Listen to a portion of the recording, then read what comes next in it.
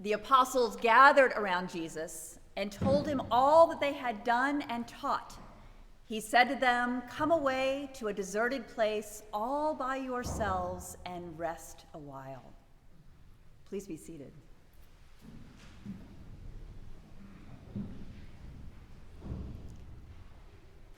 I so appreciate your patience and support as I have been healing from an ankle collapse. I was not expecting for this ankle to collapse the way it did or when it did, but it did. And fortunately, I was able to get into surgery pretty quickly. And now I'm already 2 weeks closer to full recovery.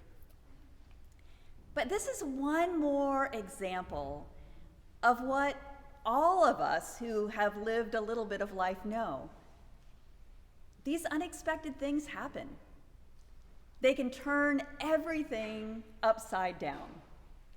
And we are left to figure out how to cope, how to keep things going, how to pivot operations, and how to rely on each other to move forward. And we're forced to slow down, to reprioritize. And this theme comes through in our gospel reading this morning. The apostles have been on the road for months, preaching and teaching, healing, ministering to people, and bringing them along in this new way that is shaped by the good news. It's a lot of work. It's a struggle. It's exhausting. It's depleting. Jesus gets that, and he doesn't pile on. He doesn't push them to produce more. He doesn't chide or cajole. He actually draws a healthy boundary. He chooses the wellness option. Rest. Come away from the crowds.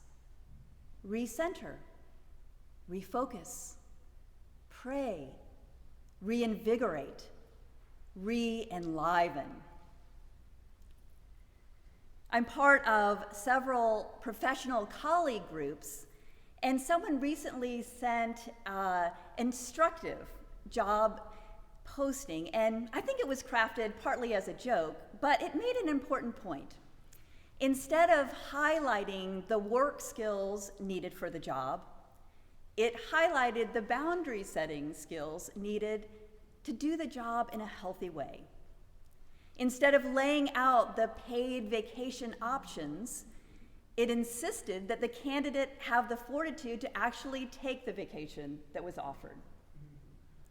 Instead of a long list of qualifications and project expectations, it valued efficiency and time management in order to reduce the time spent working in favor of more time spent living. Overall, instead of promoting a model of one's life supporting their ability to work more, it promoted a model where one's work supported their ability to live more. I chuckled when I read the job description, and it made me think. It made me think about how we buy into these models of producing more, buying more, working more. Many of us find ourselves on call 24/7 with our smartphones.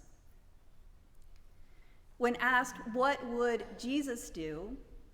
The answer is right there in our gospel this morning. Take some time to rest sometimes. He would take a time out. Even in the midst of great need and demand, because we all know that never stops. Time out to rest, recenter, pray, reprioritize, reinvigorate, re-enliven. I'm reminded of the story of an American investment banker who went to an exclusive resort in Mexico. One day, in search of some local color, he went down to the pier and struck up a conversation with one of the fishermen there. As he watched the lone man catch a fish and toss it into his cooler, he said, if you got together with some of these other guys here on the pier, you could pool your resources and start a little local co-op. And then you could band together all these little co-ops, and instead of selling your catch to a middleman, you could sell directly to the processor and even open your own cannery. You could control the product and the processing and the distribution. You could leave this small little fishing village and move to Mexico City or New York or London. You could do the work and run your company, this expanding enterprise, and then, offer it as an IPO, sell the stock, make millions, and then you could retire and move to a small coastal fishing village and fish all day. At which point, of course, he recognized the irony that this man was already living that life. A part of our work as your clergy and vestry and officers has been developing a set of norms whereby how we do our work together and how we treat each other, how we think about the work that we're doing. One of our norms is this: evaluate what we are doing, examine how we are doing it, and continue to ask why we are doing it.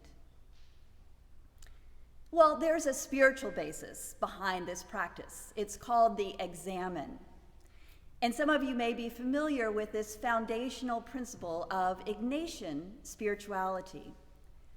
The examen is a devotional exercise involving reflection and evaluation of one's thought and one's conduct and of all the things that are performed daily. It's a time set aside each day for reflective prayer, inviting you to find the movement of God in the people and the events and the choices of your day. It's a simple process, and like so many things these days, you can actually download a little card that has these following steps on it. First of all, you begin with a pause, a deep breath or two. Become aware that you are in the presence of the holy. Then give thanks for the gift of another day, for others who walk this way together with you. Then review the day. What has brought joy? What has felt like a struggle? Where have you felt God's presence? Then respond. Listen. Discern what you might be being called to do. And then finally, look ahead, recenter, refocus, pray, re-enliven.